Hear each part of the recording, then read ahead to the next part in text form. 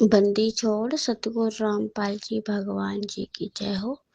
बंदी छोड़ के लौट कौनी और की। सत्साई भाई जी, दासी अपने बारे में कुछ बताना चाहती है। दासी की मम्मी का आज फोन आया। दासी से पूछे तो सब बढ़िया। दासी ने कहा सब ठीक ठाक है, अच्छा है। बोले तुम्हारे पति कहाँ? कलियुगी पति को पूछा। दासी ने बोला यहाँ नहीं, कहीं बाहर गए होंगे, बात कराओ। फिर दासी से बात करने लगी और सब पूछने लगी घर की पूजा पाठ के बारे में। तो दासी बताने लगी कि हाँ सब हो रहा है। फिर बोली तुम जा रही थी कहीं? नहीं। मैंने कही ना, क्यों नहीं गई? मैंने मना कर दिया। फिर दासी ने उनसे कहा कि 2028 तक की सब पूजा पाठ है, उसके बाद सब खत्म हो जाएगा। बस एक ही पूजा रहेगी, एक ही भगवान रहेगा। इतने में फिर वो नाराज होने लगी। कहने लगी तुम्हारा मैं ये सुनते आ रहा है 2024 में होगा, 2025 में होगा, अभी तो कुछ हुआ? तुम सबकी अम्मा बन रही हो, सबको तुम्हें पता है, तुम विधाता हो सबकी, तुम भगवान की बहन हो, तो तुम्हें सब पता है। फिर दासी कुछ बोली नहीं, चुपचाप सुनती रही। पहले तो अपना घर का ही सुधार लो। इतने अच्छे तुम्हारे भगवान, इतनी अच्छी तुम्हारी पूजा, इतना अच्छा तुम्हारा भक्ति है, तो अपने घर को क्यों नहीं बदल रही? अपने बच्चों को, अपनी सास को, अपने पति को बदल लो। वो तो अभी तक नहीं बदले, दुनिया बदलने चली हो। किसी ने सुरसुरी दे दी ना पुलिस को, हथकड़ी डाल के ले जाएगी तुम्हें और देशद्रोही का तुम पे मुकदमा दर्ज कर देगी। तुम भगवानों की बुराई करती हो, तो हमने काम बुराई कहाँ कर रहा? जो सच्चाई है वही बता रहा। बोले हाँ पता है, तुम कितनी सच की अम्मा बन रही हो, बहुत सच्चाई बोल रही हो। दुनिया में निकलो तब पता चले विज्ञान कितना आगे बढ़ गया है। घर में घुसी रहती, बस एक ही चीज दिमाग में घुसी रही है, ये पूजा करनी है, ये भगवान का ये नियम करना, ये करना। बस करो पूजा, मना नहीं करते, पर इस तरह से थोड़ी, जिस तरह से तो तुम पागल हो रही हो। दासी की बहन है और वो कह रही थी इनको शॉट लगवाओ, इनकी दिमाग खराब हो गया है। 4 शॉट लगेंगे आगरा में, इनका दिमाग फ्रेश हो जाएगा, सब बकवास इनकी निकल जाएगी दिमाग से। बस इसी तरह से बहुत उल्टा मतलब बहुत डांट रही थी। जैसे मीरा की मम्मी मीरा को नहीं डांट रही थी, इसी तरह से हमको भी चिल्ला रही थी। तुम्हारे घर में मेहमान आ रहे, अच्छा लगेगा तुम्हारे घर में तो वहां से जाओ। हमारे घर की बहू हो और हमारे साथ ऐसा करे, कोई आ जाए और वो चली जाए तो कितना बुरा लगेगा? तुम बताओ, तुम आओ हमारी बहू जाए तो हमें हमें बिल्कुल बुरा नहीं लगेगा। अगर तुम्हारी बहू भक्ति कर रही है, भक्ति में उसकी कोई बाधा बने और वो वहां से जाना चाहे तो चली जाए, बिल्कुल बुरा नहीं लगेगा। हमें क्यों बुरा लगेगा? उसके अपने नियम है, हमारे भी अपने नियम है। कही थी जब देखो तो तुम्हारे नियम नियम बनेगा। शादी में वैसे तुमने तमाशा बनाया था। समाज भी हमारा भी कोई समाज है हम लोगों का, यानी कि ससुराल वाले और मायके वालों की एक राह, सबकी एक बात होती है। जो हमारे पति है, पीठ पीछे तो मम्मी को बहुत गाली देंगे, उल्टा सीधे बोलेंगे, उनसे बात करेंगे तो हमारे खिलाफ भड़का देते हैं। तो फिर वो दोनों एक हो जाती हैं, दासी रहती है अकेली। तो कहते तुम्हारे कर्म दे देख के तुम्हारे घर वाले तुमसे सब दूर होते जा रहे, तुम्हारे बच्चे भी तुम्हारे खिलाफ, तुम्हारा पति सास सब खिलाफ है। दासिन का जब भक्ति कर, अभी तो भक्ति करने लगे, अभी तो नाम है। जब भक्ति नहीं करते थे तब भी तो ये लोग हमारे खिलाफ ही थे।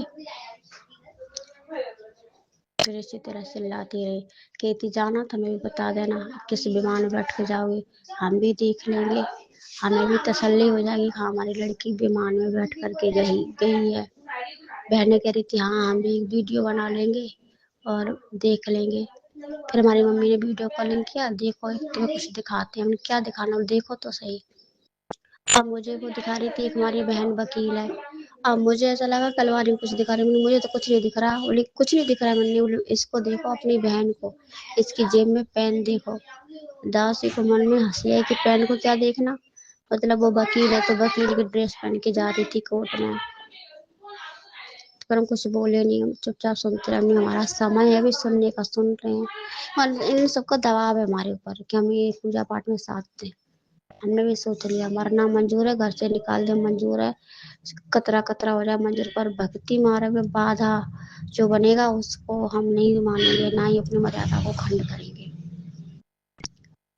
कह रहे थे बहुत कुछ बोल रही थी ऐसे ही। और हम तो सनातनी है, तुम तो सनातनी हो नहीं हो। अब हमारे भी कुछ अपने पारंपरिक परंपराएं तो निभानी पड़ेंगी। और हमारे भगवानों को तुम इस तरह से बोलते हो नहीं, हमने तो कुछ बोला नहीं तुम्हारे भगवान को, हम तो सिर्फ सच बोलते हैं। मन में सोचा पता है सनातनी असली सनातनी कौन है, तुम हो या हम। हमने हाँ हाँ करते रहे, क्योंकि गुरु जी की बात याद थी ना, हम नहीं किसी से लड़ना रे, तुम सुनियो संत जान गर्व नहीं करना है। परमात्मा ने शब्द गाया और इसके बारे में आप उस दिन लाइव वीडियो में बता रहे थे कि किसी से हमें अड़ना नहीं है। कोई कह रहा है तो कहने दो, सुन लो, कोई बात नहीं, हमारा भी कभी समय आएगा। बस इसी तरह से मतलब वो बोल रही थी।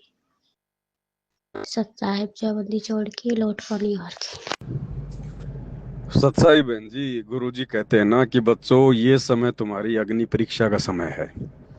तो ये हम सत्सेवकों की अग्नि परीक्षा का समय चल रहा है बहन जी। यहाँ माता पिता सास ससुर रिश्तेदार भाई बंधु भाभी ननद देवर सब हमारे खिलाफ होंगे, सब हमारे खिलाफ होंगे। और ऐसे समय में ही भगवान अपने भगत की परीक्षा लेता है। चारों तरफ से भगत को परमात्मा बिल्कुल प्रेशर में डाल देता है, चेक करने के लिए। कई बार क्या होता है, परमात्मा भी भगत की परीक्षा लेने के लिए थोड़ी बहुत आपत्तियां डाल देता है, लेकिन अपने भगत के इर्द गिर्द रहता है। जैसे लोहार लोहे की कोई कीमती वस्तु बनाने के लिए कितना उसको आग में तपाता है, और उसके बाद चोट भी मारता है, और बार बार मारता है, बार बार उसको गर्म करता है। तो इसी प्रकार बहन जी, ये युगों युगों का जो मैल हमारे अंदर जमा है ना, और गुरु चेक करता है कि मेरे भगत का मेरे ऊपर कितना विश्वास है, कितनी दृढ़ता है। कच्चापन है, या देखा देखी में भक्ति कर रहा है, या थोड़ी बहुत चोट लगते ही कोई आपत्ति आते ही छोड़ छाड़ के भाग जाएगा। तो भगवान भी चेक करेगा हर प्रकार से भगत को तपा के। परमात्मा कहते हैं, जलाऊं भी तपाऊं भी और चिमटे से खाल उतारूं, फिर भी जो ले नाम हमारा उसको पार उतारूं। यानी फिर भी जो मेरी शरण में पड़ा रहेगा, कहते हैं उसी को पार उतारूंगा मैं।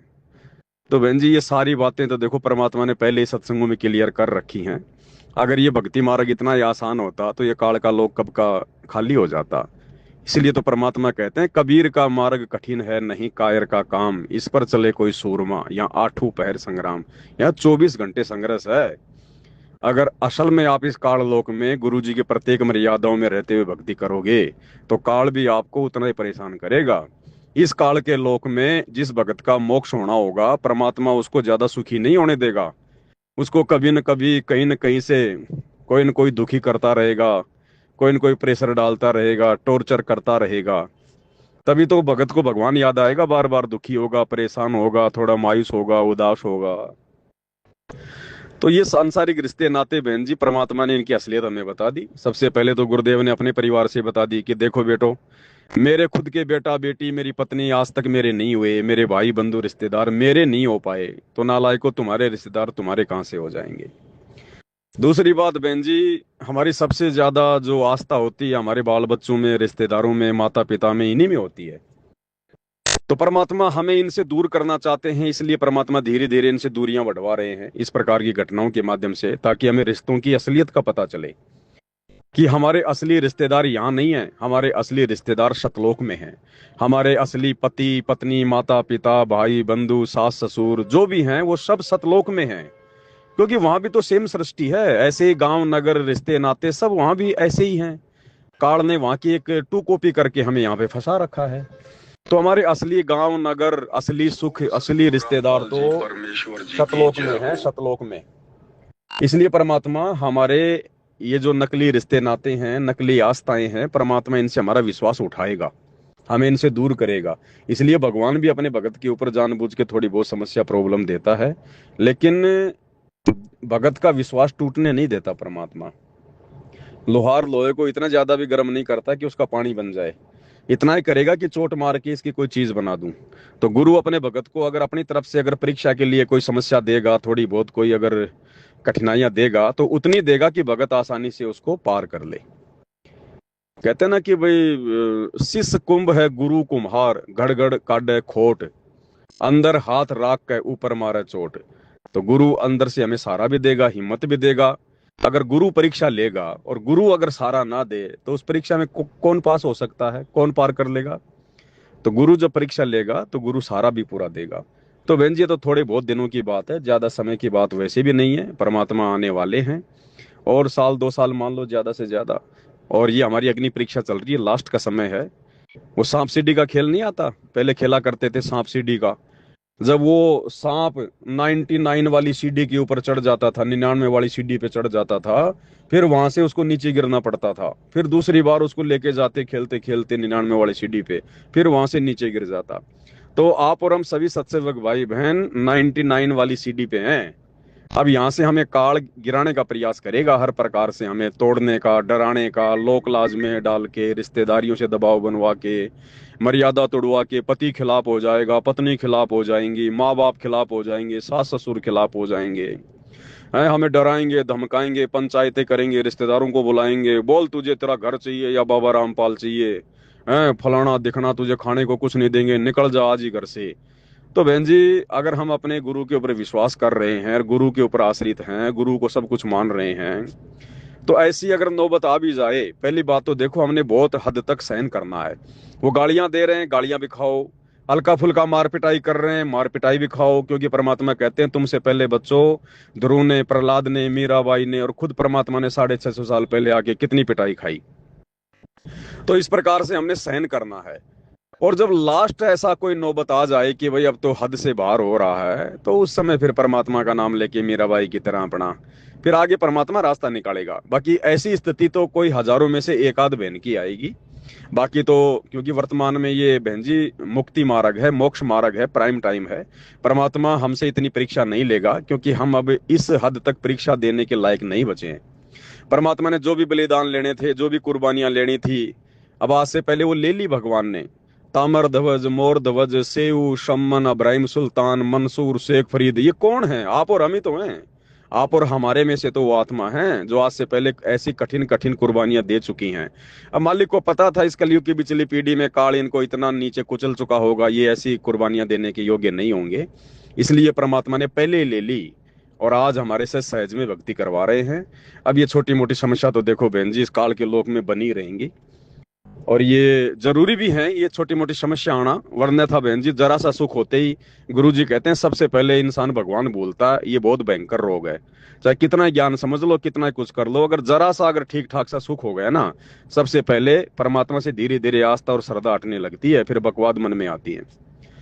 तो हम तो भगवान से यही प्रार्थना करें कि परमात्मा भले सुख दो चाहे दुख दो, हम आपके कुत्ते हैं। और हमारे जो जेवड़ी है, जो रस्से की जो जेवड़ी है, जो गले की रस्सी है, परमात्मा आपके हाथ में है। अब आप जिधर लेके जाओगे, जैसा रखोगे, परमात्मा हम आपके आश्रय हैं, आपके भरोसे हैं। हम अपनी तरफ से कोई डिमांड नहीं करेंगे और ना कोई शिकायत करेंगे। जब आप मालिक हो, सर्वे सर्वे हो, अंतर्यामी हो, तो आप जो करोगे वो अच्छा ही करोगे। हम तो सोच भी नहीं सकते जो आप जी जो कर लोगे हमारे लिए, हम तो वो सोच भी नहीं सकते। तो भगत ने ना कोई डिमांड करनी, ना कोई शिकायत करनी। अगर ज्ञान समझ में आ गया है तो जैसी भी परिस्थितियां हैं उनमें बने रहो अपने भगवान पे विश्वास करके। आज परिस्थितियां अगर बिगड़ी हुई हैं तो कल को ठीक भी भगवान ही करेगा। इसके अलावा धरती पर कोई बिगड़ी हुई परिस्थितियों को ठीक करने वाला भी नहीं है कि नहीं? रात है तो दिन भी आती है, धूप है तो छांव भी आती है, परिस्थितियां एक समान रहती नहीं रहती हैं। तो गुरु जी पे विश्वास करके, अब ज्यादा समय नहीं है, इस समय हो सकता है कोई बड़ी समस्या भी आ जाए किसी को, कोई बड़ी बात नहीं है, क्योंकि परीक्षा सबकी होनी है और लास्ट का समय चल रहा है। परमात्मा ढंग से चोट मार मार के देखेगा। तो विश्वास करके लगे रहेंगे तो परमात्मा साथ है, ना टूटने देगा, ना डिगने देगा, ना भक्ति मार्ग से हटने देगा। और भाई इस समय अगर कोई टूट गया, डर गया, लोक लाज में आ गया, मर्यादा तोड़ दी, है गुरु जी के आने के बाद भक्ति कर लेंगे, फलाना दिखना, फिर हो गई भक्ति गुरु जी के आने के बाद, तो फिर भक्ति हो जाएगी बहुत बढ़िया फिर। तो ये अग्नि परीक्षा का समय है, अग्नि परीक्षा का समय। इस समय सचेत रहो, जागरूक हो। ठीक है, घर है, परिवार है, रिश्तेदार है, समाज है, जो भी है, जहां तक हमारी मर्यादाओं में कोई दिक्कत नहीं आती है, हम उन्हीं कार्यों में उनका सहयोग करेंगे। अगर उनका कोई ऐसा आदेश है, कोई ऐसा कार्य है, चाहे ससुराल का हो, चाहे पीहर का हो, पति का हो या पत्नी का हो, अगर हमारी मर्यादाओं पे कोई दिक्कत आनी होगी तो हम बिल्कुल साफ साफ मना करेंगे, चाहे घर में रखे ना रखे, जो मर्जी।